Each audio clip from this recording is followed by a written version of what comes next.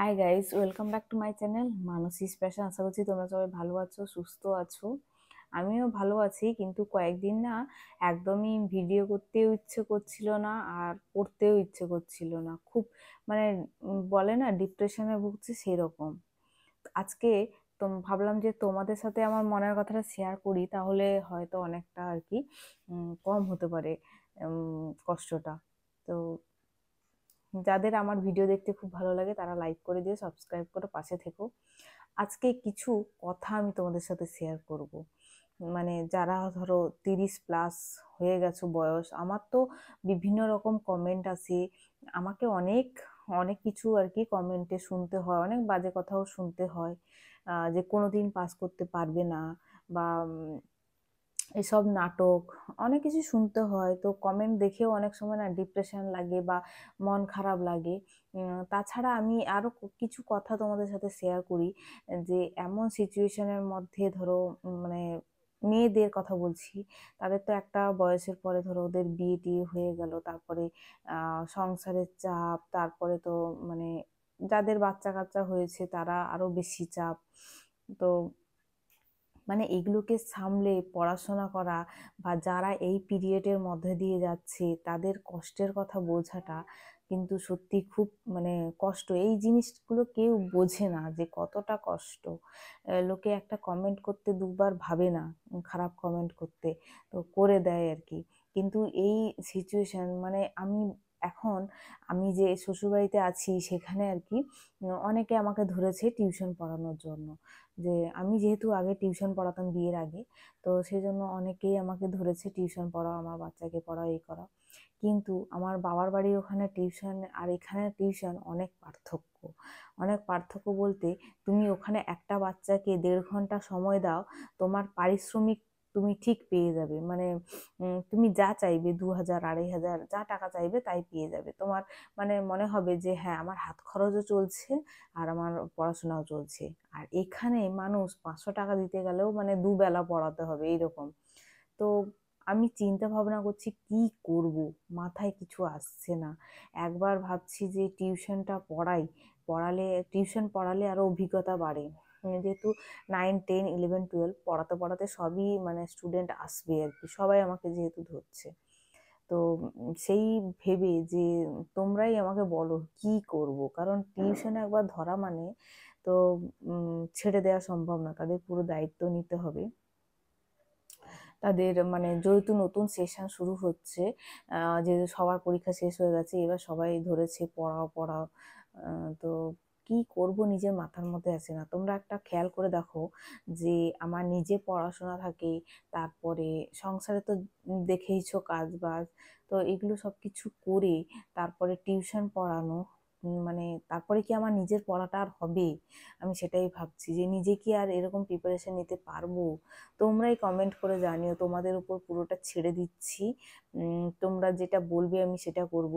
কিন্তু আমি অন্যদিকেও ভাবি যে টিউশন পড়ালে কিন্তু অনেক অভিজ্ঞতা বাড়ে। টিউশন যত চর্চায় থাকবে তত ভালো।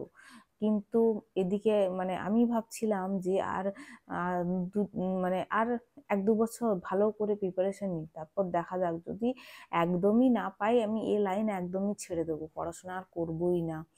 মানে আর এই এই দিকে আর আসবোই না। এখন যখন দেখি না নিজের বন্ধু বান্ধব সব চাকরি করছে, কেউ সরকারি চাকরি পেয়ে গেছে, আবার কেউ মানে আলাদা প্রাইভেটেও চাকরি করছে, ইনকাম করছে, তখন নিজেকে অনেক ছোট মনে হয় যে আমি তো কিছু করতে পারলাম না। মানে আগে তো তবুও টিউশন পড়াতাম, কারণ আগে তো মানে সেখানে কোনো ধরো কাজ ছিল না, নিজের পড়াশোনা আর টিউশন পড়ানো এই দুটোই ছিল। তো এখন দায়িত্ব বেড়েছে, সমস্ত কিছু দেখে শুনে আমাকে চলতে হবে। তো সেই জন্য নিজে বুঝে উঠতে পারছি না যে কি করব। এখন পড়তে বসেছিলাম আর কি সকালবেলা। তো পড়তে মানে বই উল্টাচ্ছি, কিন্তু মাথায় শুধু সেই কথাগুলো ঘুরঘুর ঘুরঘুর করছে যে আমি কি করব। পড়াশোনায় মনই বসছে না। আরো একটা কথা আমি তোমাদের শেয়ার করি। আমার একটা দিদি, তো দিদি তার বয়স প্রায় 30+ হয়ে গেছে, 30 বা 31+ এরকম হয়ে গেছে। তো সে এত দিন সরকার মানে চাকরি প্রিপারেশন করছিল। মানে একটা রিসেন্ট একটা চাকরি রেজাল্ট বেরিয়ে, মানে কিছু একটা চাকরি রেজাল্ট বেরোনোর পর সে রেজাল্ট বেরিয়েছে কি কোশ্চেন পেপার, মানে কোশ্চেন মানে সে যে এমসিকিউ চেক করতে দেয় সেরকম হয়েছে, তো ওর মনে হয়েছে ও পাস করতে পারবে না। তো সে খুব ডিপ্রেশনে ভুগছে, মানে ডিপ্রেশনে এমন হয়েছে যে তাকে এখন মানে সাইকিয়াট্রিস্টের কাছে দেখাতে হচ্ছে। মানে একা একা সময় দরজা বন্ধ করে ঘরে থাকে, বা মানে কারোর সাথে সেরকম কথা বলে না। আহ এইরকম হয়ে গেছে, কোনো বন্ধু বান্ধবের সাথে লিঙ্ক নেই। মানে আমার চেনা পরিচিতির মধ্যে আর কি, মানে তার কথা শুনে আমার মানে কাল থেকে একদম, মানে কি বলবো, যে নিজেকেই সেরকম মনে হচ্ছে যে আমিও জীবনে কি করতে পারলাম, আমিও তো কিছুই করতে পারলাম না। পরপর বয়সটা তো বেড়ে যাচ্ছে।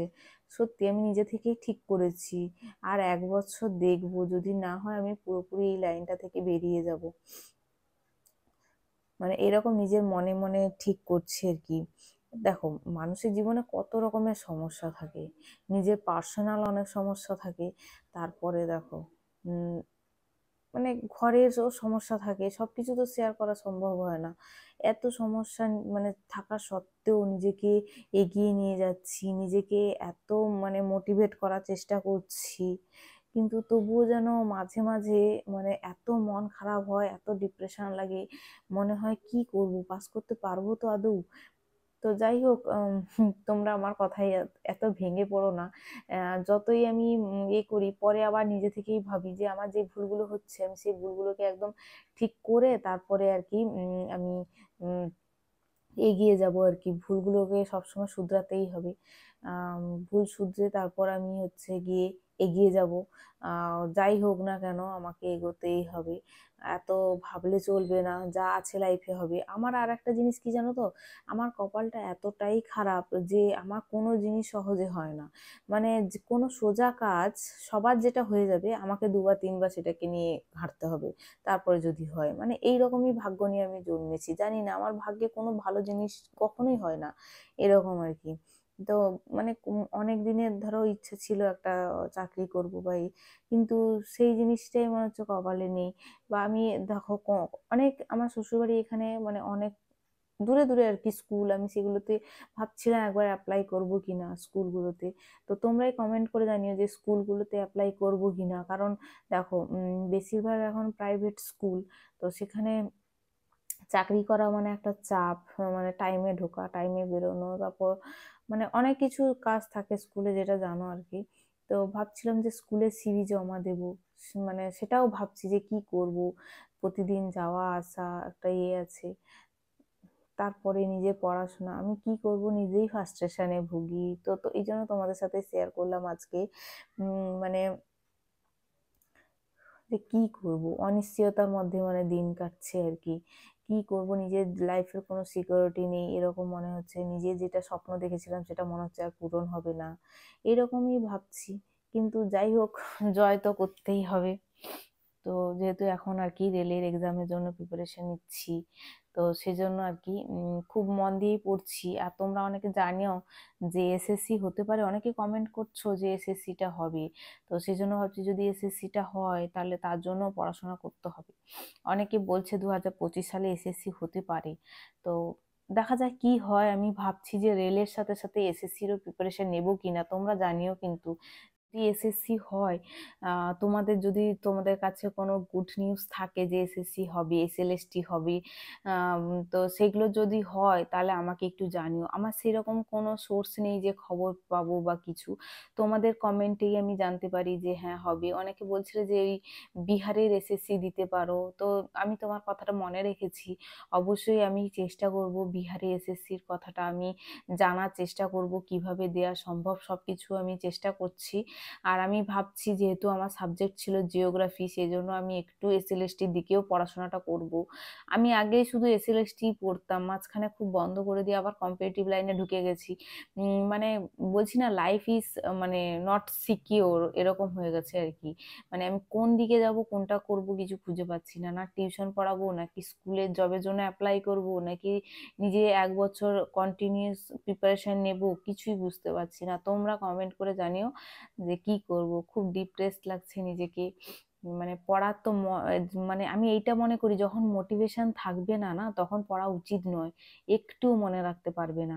যখন হাই মোটিভেশন থাকবে, নিজেকে নিজে বোঝাতে পারবে, তখনই কিন্তু মানে পড়াটা মনে থাকতে পারবে, এরকম আমার মনে হয় আর কি। যাই হোক, অনেক কথাই বলে ফেললাম। হলো মানে ভালো কিছু কমেন্ট করা থাকে, ভালো কিছু কমেন্ট করো, খারাপ কিছু কমেন্ট করো না, আরো তাহলে খুব খারাপ লাগবে আর কি।